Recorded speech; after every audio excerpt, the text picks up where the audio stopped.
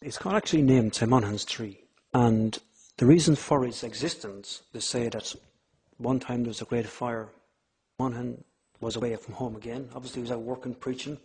And when he came back anyway, he struck a rock and a well spout up, quenched all the fire. The only thing that survived was this tree here, and became Lemanahaghn tree, struck the well. So there's other stories about that as well, variations of the story, you know. But I tend to think this one is probably the nicest one.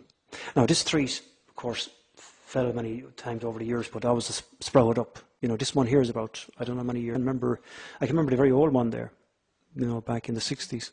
So that's the thing, and the people come along there and put rags on it, other sort of stuff. And everybody in the town's land has a piece of Lemanahaghn tree in their house. As the story says about the tree not burning, it prevents fire. Also, people believe it's good to bring when travelling, good thing to have. So people could say travelling to America or any long journeys to Australia, bring a little bit of Lemanahaghn tree. Not everybody, but a number of people I know do it. I do it myself. I'm a bit superstitious. So that's it about folklore, as I can think of. There probably is other stories in my mind, but could pop up some other time, you know. Monklin's Prayer. O Son of the living God, ancient eternal King, grant me a hidden hut to be my home in the wild, with green shallow water running by its side, and a clear pool to wash off sin by the grace of the Holy Ghost.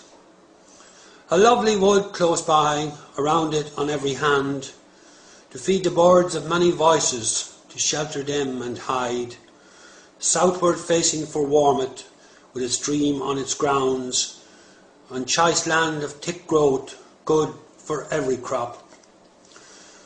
Some sensible disciples, their number I will fix, modest and obedient, praying to the King, 4 times 3, or 3 times 4, correct for every need, 2 sides within the church on the north side and the south.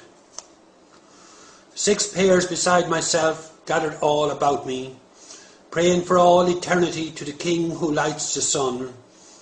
A lovely church with linen, a home for heaven's King, with bright lamps shining down on the clean bright scriptures. And a special house to go for minding of the body, with no lust or luxury or any harmful thought. And the things that I will have there and tend there for certain, and hens fresh and fragrant leeks, bees and speckled salmon, ample food and raiment for the King of fairest fame, and I seated somewhere praying to God.